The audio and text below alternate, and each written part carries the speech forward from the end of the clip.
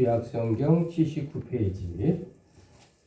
다 찾으셨으면 아멘 해주세요. 창세기 49장 22절. 자, 22절입니다. 요셉은 무성한 가지 곧 셈 곁에 무성한 가지라. 그 가지가 담을 넘었도다. 자, 23절. 활 쏘는 자가 시작. 활 쏘는 자가 그를 학대하며 적개심을 가지고 그를 쏘았으나 요셉의 활은 도리어 굳세며 그의 팔은 힘이 있으니 이는 야곱의 전능자 이스라엘의 반석인 목자의 손을 힘입음이라. 자, 25절 시작. 내 아버지의 하나님께로 말미암아나니 그가 너를 도우실 것이요 전능자로 말미암나니 그가 내게 복을 주실 것이라. 위로 하늘의 복과 아래로 깊은 샘의 복과 젖먹이는 복과 태의 복이로다. 자, 26절 천천히 저와 한 목소리로 고백합니다. 시작. 내 아버지의 축복이 내 선조의 축복보다 나아서 영원한 산이 한없이 같이 이 축복이 요셉의 머리로 돌아오며 그 형제 중 뛰어난 자의 정수리로 돌아오리로다. 아멘. 자, 여러분 주보를 보시면 오늘 주제가 어떻게 나왔나라고 한번 보시기 부탁을 드립니다. 담을 넘은 무성한 가지의 축복으로 나왔죠. 자, 우리 힘차게 오늘 주제 한번 힘차게 복잡합니다. 시작. 담을 넘는 무성한 가지의 축복. 자, 우리 함께 인사합니다. 주님의 이름으로 사랑합니다. 좌우로합니다. 주님의 이름으로 사랑하고 주님의 이름으로.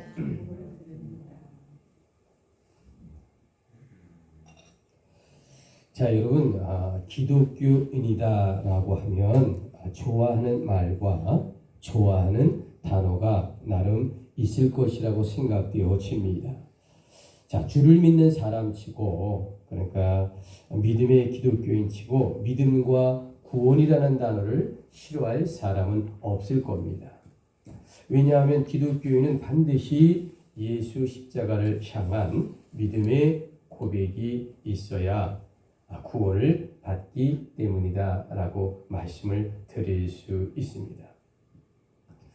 또한 우리 기독교인들이란 사명이나 소명이라고 하는 말과 단어에도 깊은 관심과 애정을 가지고 있다라고 말씀을 드립니다. 그러나 사명과 소명이라고 하는 것은 일종의 이 책임과 의무와 이 고난을 전제로 한 말과 이 단어 같아서 사람마다 그 느낌과 바람이 조금은 다르지 않을까 생각되어진다라고 말씀을 드립니다. 자, 여러분, 그렇다면 과연 기독교인에게 있어서 행복한 말과 단어는 정말 어떤 것이 있을까라고 하는 거죠. 자, 여러분, 성경에서 어떤 단어, 어떤 이야기를 들으면, 그런 말을 들으면 정말 행복할 것 같습니까? 자, 축복 또는 성공이란 말을 들으면 여러분 기분이 어떠실까요?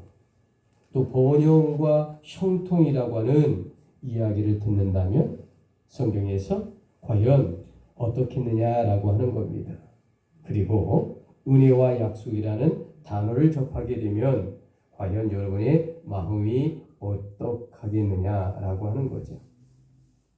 한마디로 말하면 믿는 자로서 수지맞은 말과 단어라고 해도 과언이 아니다라고 말씀을 드릴 수 있습니다. 축복과 성공, 번영과 형통, 은혜와 약속, 이런 말은요 듣기만 해도 행복하고 아름다운 영적인 말 아니겠습니까? 자, 여러분, 이런 관점에서 오늘의 성경 본문 과연 어떤 영적 비밀의 말씀이 가득하게 우리에게 전해질까? 지금으로부터 무려 3883년 전 BC 1859년의 어느 날 야곱의 나이가 몇 살일까? 147세가 되던 날이었어요. 몇 세라고요? 147세. 150살에서 3살이 빠지는 147세의 야곱의 어느 날, 이제 이 야곱이 눈앞에 죽음을 앞두고 있었습니다. 그래서 자신의 아버지인 이삭에게 받았던 이 장자의 축복권을 자신도 12자녀들에게 나눠주는 장면이다라고 말씀을 드릴 수 있는 겁니다. 자, 그래서 오늘 저와 여러분이 함께 읽었던 이 창세기 49장의 전체적인 이야기라고 하는 것은 야곱의 유언과 축복권의 행사다라고 말씀을 드릴 수 있는 겁니다. 자, 그런데 여러분, 여기서 핵심의 포인트가 뭘까? 중요한 핵심의 포인트, 바로 11번째 아들 요셉이다 라고 하는 거죠. 자, 여러분, 성경에서 이 요셉에 대한 형통한 사람이라고 성경은 소개하고 있습니다. 그러나 요셉의 형편이란 사람들이 생각하는 형통과는 거리가 좀 먼 그러한 이야기라고 말씀을 드립니다. 왜냐하면 여러분도 잘 알다시피 요셉은 17살의 나이로 애굽의 노예로 팔려갔던 그러한 비극적 사건이 있었죠. 그것도 자신의 핏줄인 형들에게 버림받아 노예가 되었다라고 하는 것입니다. 그래서 형통이란 말들이 요셉에게는 전혀 해당되지 않을 것처럼 느껴진다라고 하는 거죠. 그런데 여러분, 아주 놀라운 일이 벌어졌습니다. 요셉의 형통함이 자기 자신만이 아니라 그와 함께하는 이들, 심지어 그 당시 모든 세상에게까지 그 요셉의 형통함이 미치게 되었다라고 하는 놀라운 성경의 말씀입니다. 여러분, 요셉이라고 하는 사람은요, 지금으로부터 3900년 전 BC 1885년에 30살의 나이에 애굽 나라의 국무총리가 되었습니다. 여러분, 과연 이것이 어떻게 가능하게 되었을까?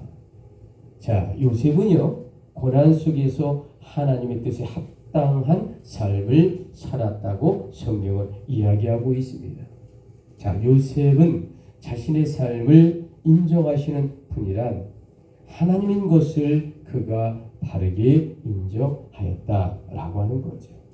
그리고 자신에게 일어난 모든 일을 하나님의 섭리와 역사로 인정하면서 그 안에서 최선을 다하는 삶을 살았던 자가 누굴까? 그가 바로 요셉이다라고 하는 거죠.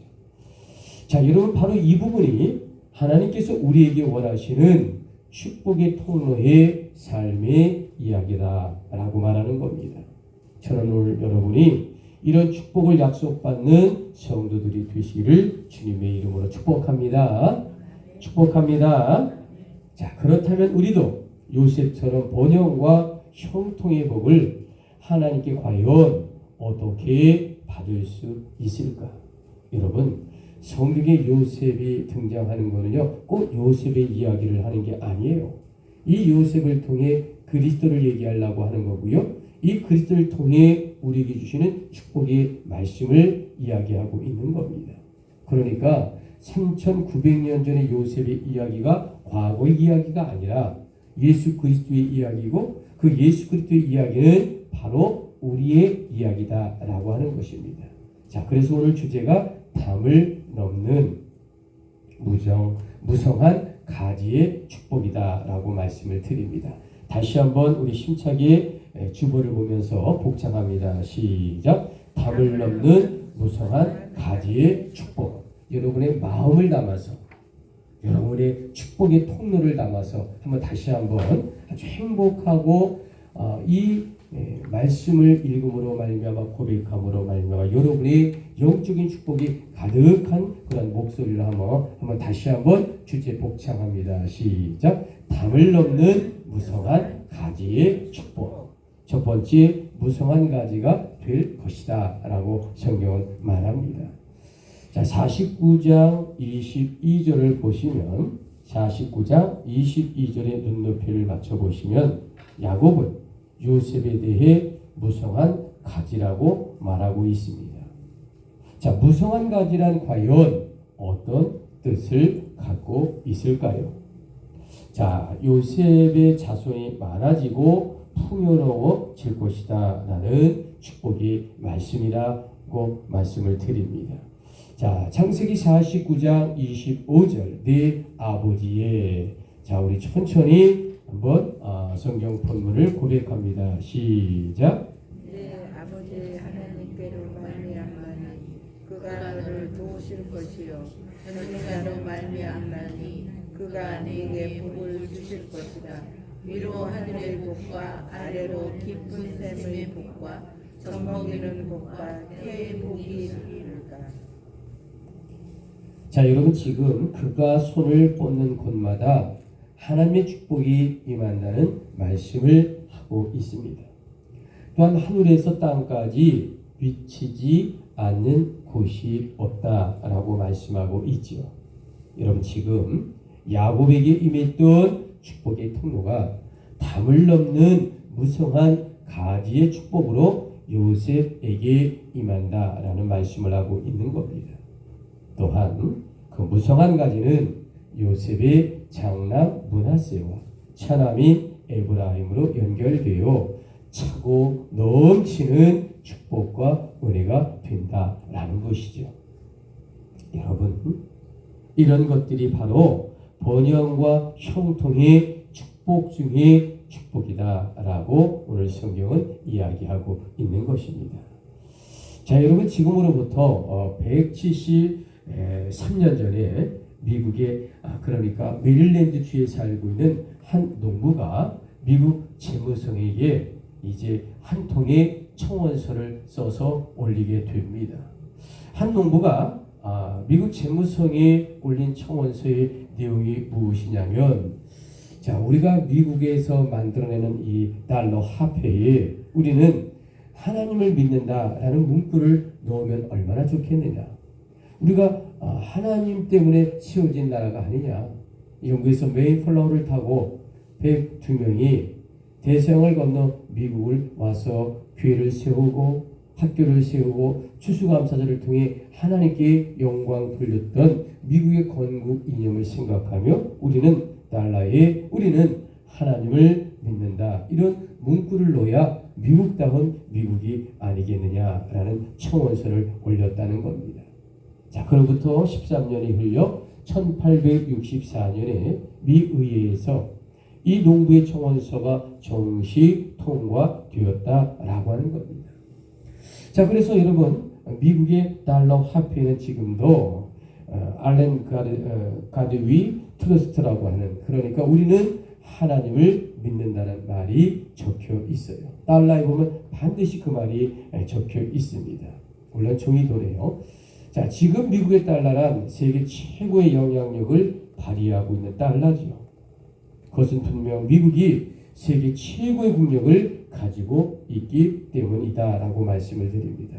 그러나 미국 달러에 우리는 하나님을 믿는다라는 이 위대한 고백의 문구가 세계 사람들에게 사실 하나님의 복음을 전하는 전도지의 역할을 이 달러가 하고 있다라는 말씀을 드리는 겁니다. 여러분, 이것은 분명히 하나님을 경외하는 국가와 개인이란 반드시 번영과 이 형통의 복을 받는다라는 증표가 된다라고 말씀을 드릴 수 있습니다. 자, 그래서 시편 72편 16절에 아주 귀한 말씀이 있습니다. 어디에 처하든지 하나님이 형통케 하시게 되면 그 복을 누릴 수 있다라고 말씀하고 있는 거죠. 여러분, 우리에게 형통의 복이 임하길 주님의 이름으로 아멘이십니까? 아멘이십니까? 아멘 크게 하신 분만 올해 안에 축복이 배로 갑절로 임할지어다. 자, 여러분 오늘 주제 담을 넘는 무성한 가지의 축복 다시 한번 천천히 고백합니다. 시작. 담을 넘는 무성한 가지의 축복. 두 번째, 담을 넘는 가지가 될 것이다 라고 하는 겁니다. 자, 여러분 창세기 37장을 펴보면 우리가 잘 아는 이야기가 등장합니다. 무슨 이야기냐면 요셉의 꿈 이야기가 등장합니다. 자, 여러분 요셉의 꿈 이야기, 이 11달이 자기에게 절하고 또 해와 달과 별이 자기에게 절한다는 이 요셉의 꿈 이야기를 통해 요셉은요, 한마디로 말해서 형들에게 미움을 사는 원인이 바로 이 요셉의 꿈으로부터 시작된다라고 말해도 과언이 아닙니다. 이 창세기 37장은 그렇게 시작이 돼요. 자, 여러분 그래서 그러나 중요한 것은 이 요셉의 꿈은 하나님이 주신 것을 믿고 이 요셉이, 어린 요셉이 이 꿈으로 믿음과 말씀과 성령 안에 자기의 가슴에 하나님이 주신 꿈으로 키워 믿고 믿어 의심치 않고 늘 꿈꾸는 사람이 되었다라고 하는 겁니다. 그런데 여러분 어느 날 일이 벌어집니다. 자, 여러분 지도를 보시면은 사해바다 왼쪽에 보시면 여기가 예루살렘이고, 자 여기가 헤브론이라고 하는, 그러니까 이스라엘의 가장 낮은 브엘세바 바로 위에 헤브론이라고 하는 유다의 중심지에 조그만 도시가 있습니다. 물론 과거에는 큰 도시가 아니었지만, 자 여기에 누가 있냐? 이제 야곱이 살고 있어요. 자, 우리 여기 중앙산지기에 쭉 펼쳐져 있는데 어느 날 17살짜리 요셉을 부릅니다. 11번째 아들이죠. 그리고 형들에게, 멀리 떨어지는 형들에게 양을 잘 가꾸고 있는지 한번 보거라 라고 심부름을 보내는 거예요. 근데 그 거리가요 만만치 않습니다. 자, 이 헤브론에서 출발하면, 자 이제 예루살렘을 지나고 저 미스바를 지나고 베델을 지나고 그리고 이 도단까지 오려고 하면 집에서부터 출발해서 얼마나 걸릴까? 약 102km가 걸립니다. 가는 길만. 오는 길도 102km. 한마디로 말하면 우리나라로 말하자면 250리 길을 이 17살 소년이 혼자 가야 돼요. 왜? 아버지의 심부름 때문에. 자, 여러분 여기를 간다면 빠르면 5일, 늦으면 일주일 정도 걸려야 이 헤브론에서 250리 되는 도단, 이 위치죠. 자, 여기까지 이제 도달할 수 있는 겁니다. 아버지께서 명령하시는 이 귀한 명령을 받아 요셉이 개다리 보따리를 짊어지고 이제 순종하는 마음으로 일주일째 길을 떠납니다. 자, 여러분 정말로 어렵게 이제 일주일 만에 100km, 250리하고도 50리가 넘는 이 도단에 일주일 만에 도착을 했어요. 자, 그런데 이게 웬일일까? 11명의 형들이 요셉을 큰 웅덩이에 빠뜨립니다. 그리고 그만 미디안의 노예 사인에게 요셉을 팔아버리는 일이 벌어집니다. 결국 요셉은 애굽 나라의 노예로 팔려갔다라고 하는 이야기, 우리가 수없이 많이 들었던 이야기 아닙니까? 자, 그런데 중요한 것이 이때가 언제냐? BC 1898년 요셉이 17세의 소년이었고 늙으신 그의 아버지 야곱이 몇 세냐? 108세 때 바로 이 소년 요셉에게 도단으로 이제 심부름을 시켰다라는 이 성경의 이야기입니다. 자, 여러분 요셉이 애굽 땅에서 13년 동안 얼마나 많은 고생을 하고 환난을 겪었습니까? 그런데 요셉이 30살이 되어서 기적적으로 애굽에 뭐가 되었죠? 국무총리가 되었습니다. 여러분 과연 그 진정한 이유가 무엇일까? 그것은 요셉에게 언제나 하나님께서 함께 하셨다라고 하는 겁니다. 아멘이십니까? 임마누엘 하나님이 되어 주셨기 때문에 13년의 세월을 초월하여 노예 생활을 초월하여 감옥의 생활을 초월하여 그가 하나님께 복을 받았다라고 하는 겁니다.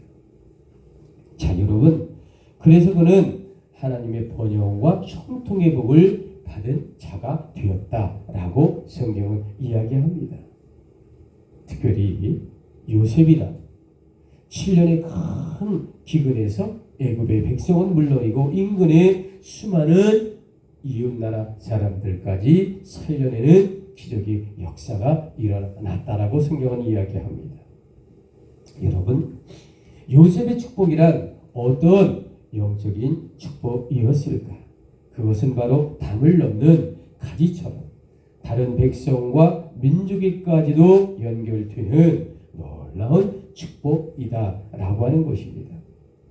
여러분, 그렇다면 과연 우리는 내게 있는 하나님의 축복을 다른 사람과 어떻게 나누고 있느냐라고 하는 겁니다. 여러분, 목사님 내가 뭐 축복을 많이 받았어요. 뭘 나누죠? 그건 말이 안 됩니다.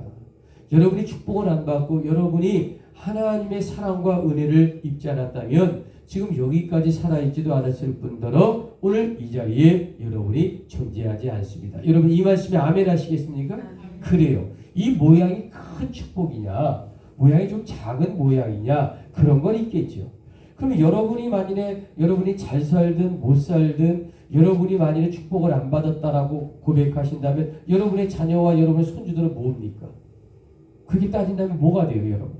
그러니까 여러분은 다 축복을 받으신 분입니다. 아멘이십니까? 다만 축복 속에서도 조금 더 일이 잘 돼야 할 축복이 있잖아요. 그렇죠? 이 소원의 기도죠.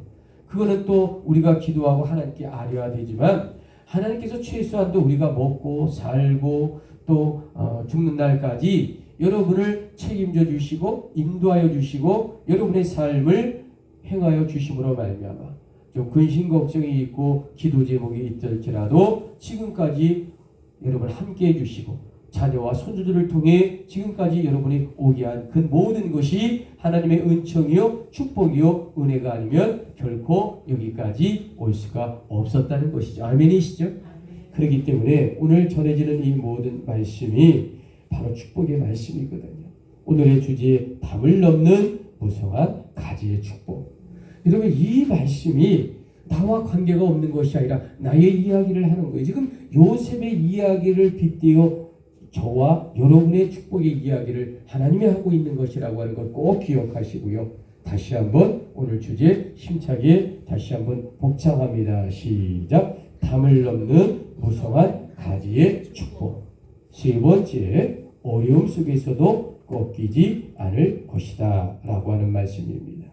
자, 여러분 49장 23절을 한번 보실래요? 자, 23절 성경 보시면 활 쏘는 자가 그를 학대하며 적개심을 가지고 그를 쏘았도다 라고 했어요. 자, 그러면 24절 요셉의 활은 자, 여러분이 천천히 24절을 보며 함께 큰 목소리로 봉독합니다. 시작. 요셉의 팔은 도리어 굳세며 그의 팔은 힘이 있으니 이는 야곱의 전능자 이스라엘의 반석인 목자의 손을 힘입음이라.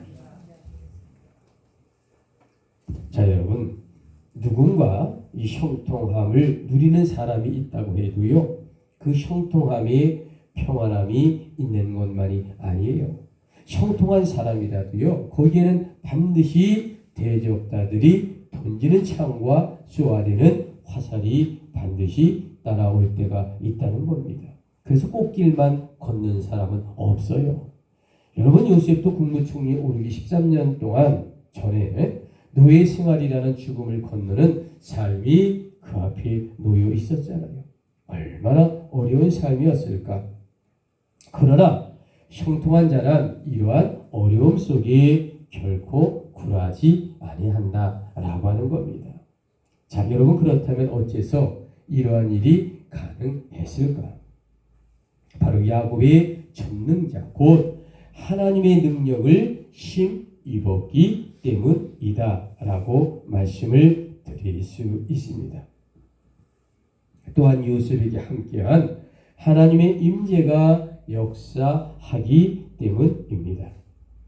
여러분이 위기 앞에 무너지는 형통함은 결코 진정한 형통이라고 말할 수 없을 겁니다.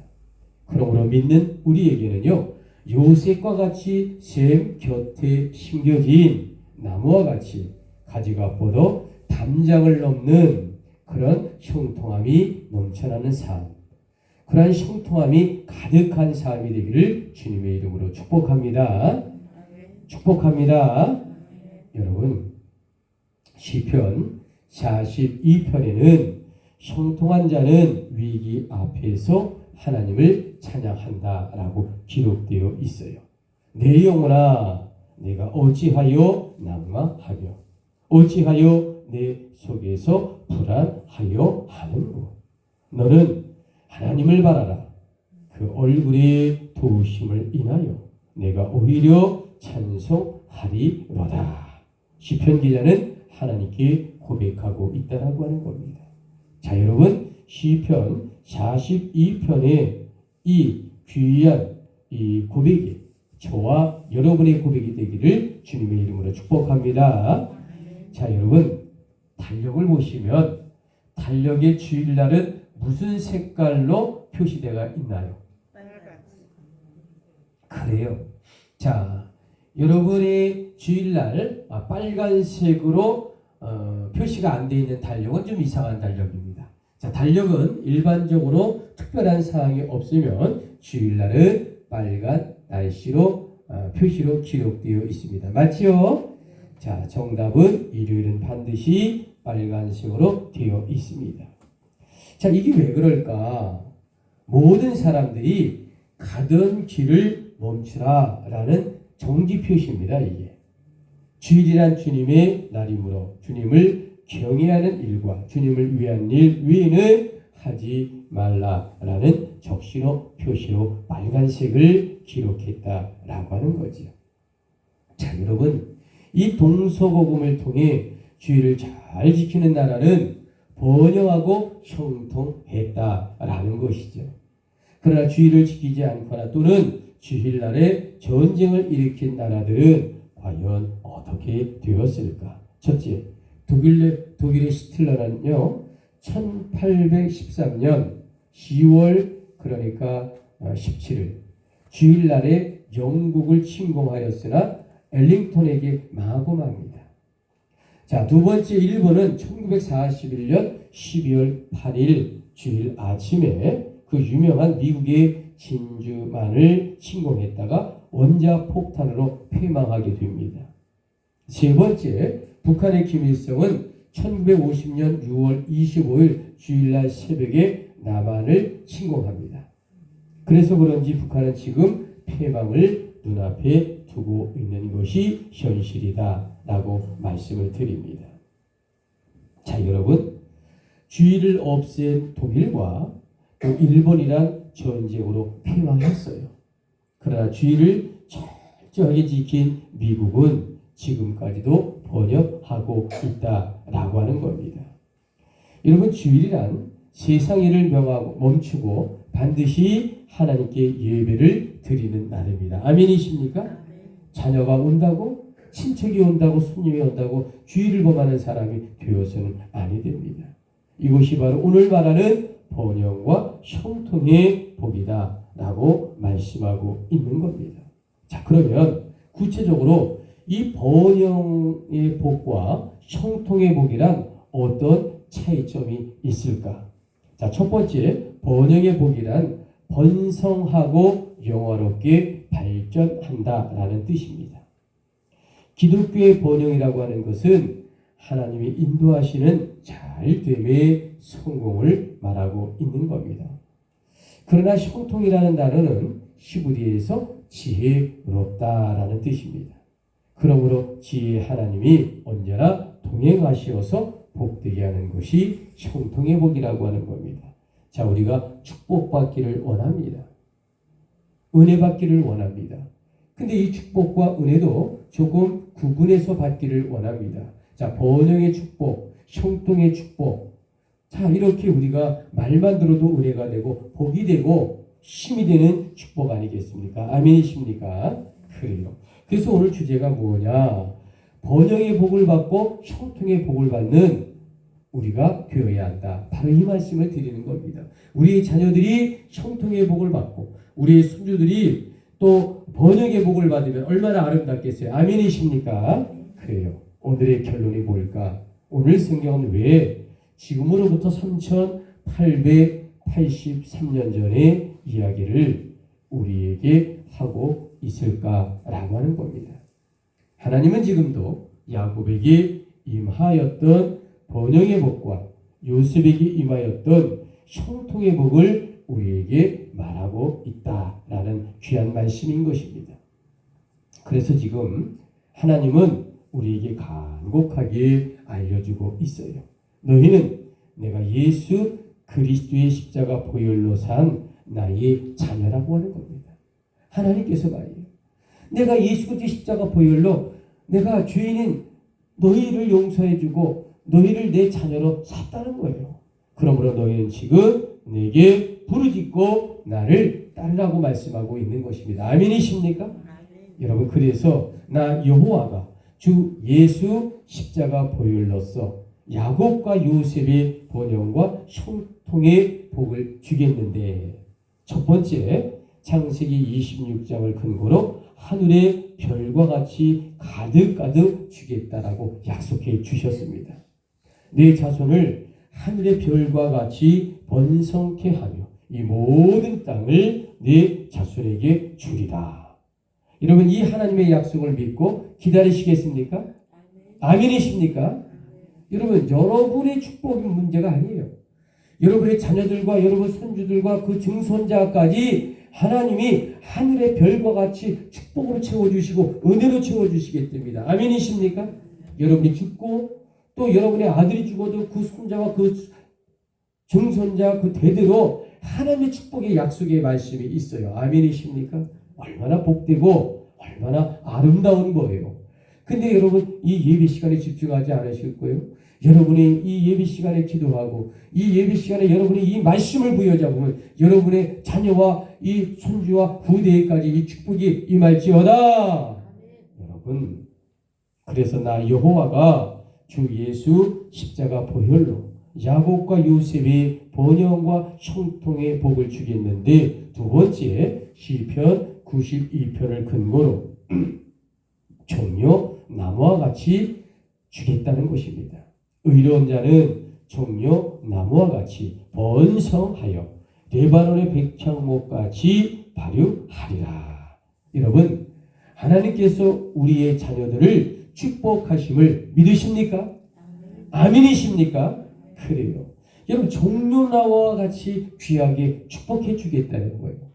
여러분, 그러니까 여러분, 내 인생에서 하나님 왜 나에게 축복 주지 않습니까? 나에게 왜 부자가 되지 않습니까? 왜 문제가 해결되지 않습니까? 그렇게 기도만 하는 게 끝나는 게 아니에요.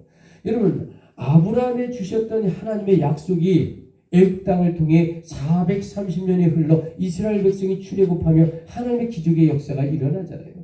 여러분의 자녀와 여러분의 손주를 통해 어느 시대에 어떤 인물이 나올지 어떻게 압니까? 그래야 안 그래요, 여러분?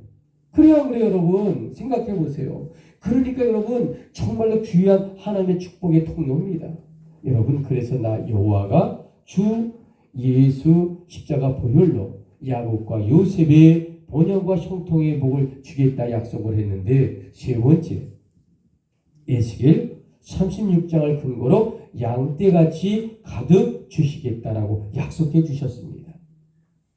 내가 그들의 인수로 양떼같이 많아지게 하며, 여러분, 하나님께서 양떼같이 축복하시되 진정 아멘으로 화답하시겠습니까? 아멘 하시겠습니까? 그래요. 여러분, 오늘 성경의 마지막 비밀이 과연 무엇일까? 그것은 바로 오늘의 주제 담을 넘는 무성한 가지의 축복을 바로 오늘 우리들이 받으라고 하는 것입니다. 자, 여러분, 우리가 성경에서 아브라함, 이삭의 하나님, 야곱의 하나님 막 이렇게 얘기를 하면 우리와 먼 과거의 사람들 이야기하는 것 같은데 그렇지 않습니다, 여러분. 여러분, 아브라함, 요셉, 이삭이 위대하긴 하지만 여러분 예수 그리스도의 모형을 말하는 것입니다. 예수 그리스도는 우리를 죄에서 구원하신 예수 그리스도 그리고 하나님의 자녀로 삼아주셨던 예수의 십자가 복음으로요. 그러니까 여러분 이 성경에서 나오는 2800여 명의 사람들이 등장하지만 그 중에 성공한 사람들, 하나님의 사랑을 받은 사람들, 그리고 하나님이 아낀 모든 사람들이 그 사람들은 위대하고 오늘 우리는 위대하지 않은 것이 아니에요. 여러분 그 야곱만큼, 그 요셉만큼, 그 아브라함만큼 우리가 믿음으로 바로 선다면 우리도 아브라함의 축복이요, 이삭의 축복이요, 야곱의 축복이요, 요셉의 형통과 번영이 바로 우리와 우리 자녀와 우리 손주들에게 임한다는 하나님의 약속의 말씀입니다. 아멘이십니까? 그러니까 우리는 늘 이 성경은 과거의 이야기를 하는 것이 아니라 이 과거를 통해 현재 그리고 미래의 축복까지 함께 어우러 영적인 비밀의 말씀을 가득가득 주고 있다라고 하는 것입니다. 그러므로 오늘 우리들은 하나님께 간절히 기도합시다. 주여 야곱의 번영을 우리에게 주시옵소서. 아멘이십니까? 하나님 요셉의 형통을 내 자녀에게 주시옵소서. 여러분 진심으로 하나님께 아멘이십니까? 그래요. 자, 그래서 오늘 기도